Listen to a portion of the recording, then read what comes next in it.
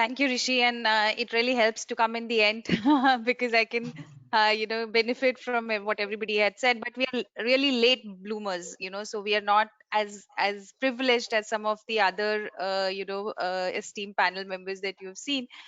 So I would say how bad the situation was in 2016. Logistics and supply chain had 5% diversity in the workforce, and it was just a few years after I joined, and I came from an industry where we were already at 35%. So it was quite a change for us. Though at Musk, being a global organization, the journey had started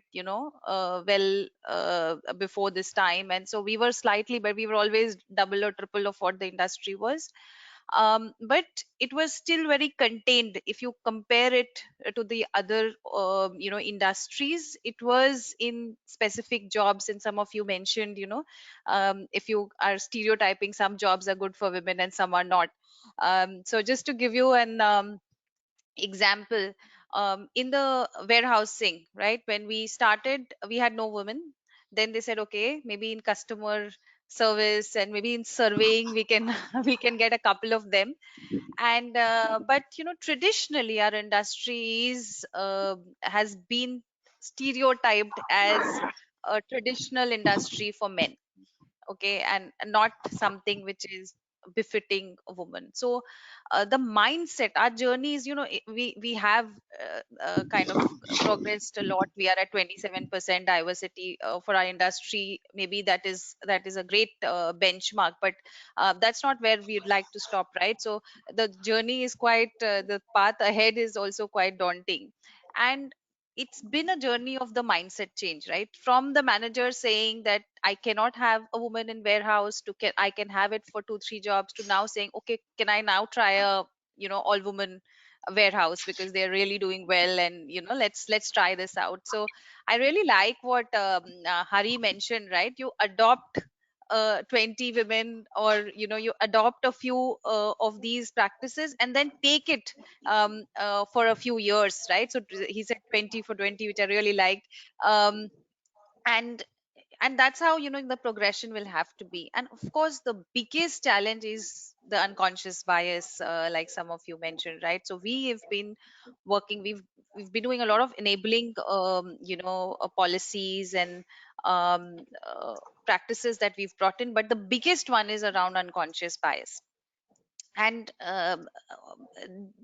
being non-judgmental or dropping your judgmental judgments is not very easy, because we all come from different social fabric, right? And it's kind of woven within us as man or woman, depending on where we come from. And you have to at some point learn to drop your judgments and be open minded. And all of us have this journey. So calling it out, and when I call it out, it's an HR leader or a woman calling it out, right? So where I think our biggest success lies is having more men in the game. And at that time, we were at 20% diversity when we started this, and like 80% of the leaders, maybe even 90% or 95% of the leaders, and 80% of the population was men. So you cannot just start having all these women enabling drives and not include them.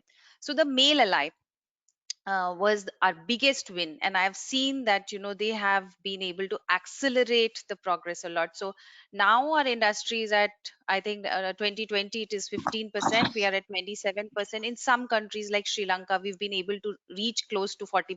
It's about 39, and I'm hoping that we reach 40% soon. But those are things that you can drive to policy. So which progressive organizations or technology companies have done it a way back. And so that we're doing a catch up. But investing in the development, we have a lot of communities around, say, our depots and places like that, empowering women there, right, in working with the communities. Some of these things help to change the overall social fabric. And how do you, so whenever somebody says, okay, CFS 24/7 in a remote location, women can't do it. And I was like, don't even come to with a proposal like this. How do you make it possible? How do you make it a safe place? And a lot of people would take shelter in saying that it's not safe for women, and what will happen and things like that, or the families will not agree and things like that. Okay, that's a challenge, so what do we do about it, right? So that mindset, it's a journey. It's been completely a journey of mindset, I would say, for us. How do you change that, and how do you then start looking for solutions? You spoke about this 26 weeks for women, right? So how do you also degenderize some of these things?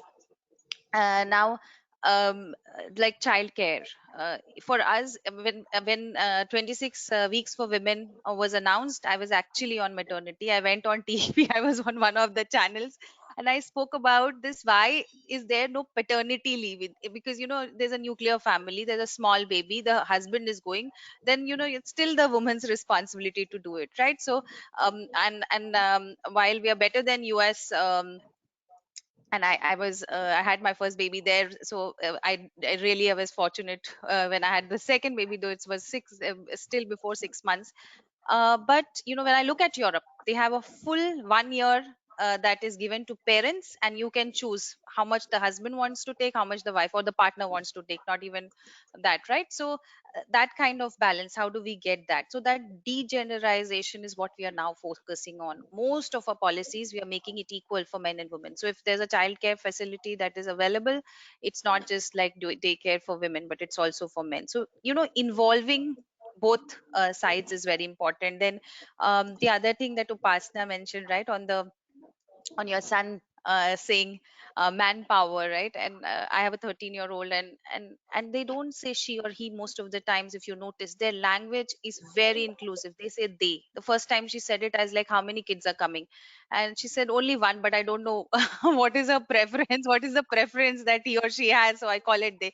So like, so their language, their thought process. So when you have more generational diversity as this come, I do feel that we'll become more inclusive in our overall approach. So I'm quite hopeful from that aspect as well. And to sum it up, I think that you will have to have these flexible policies, and that moments that matter for women, to include them more and more. But as more leaders, as more of your men allies come into place, then you will see the real mindset change. And I'm seeing it, in a big way in India, but in a much bigger way in, for example, Bangladesh. We had single digit diversity in workforce 3 years back. Now I have almost close to India. It's 26% for me in Bangladesh. So the social fabric is changing, and the corporates have to work together with them to kind of get more and more women in the workforce. And it's true for our industry much more than others, because we are playing catch up as I see when I see other industries as well.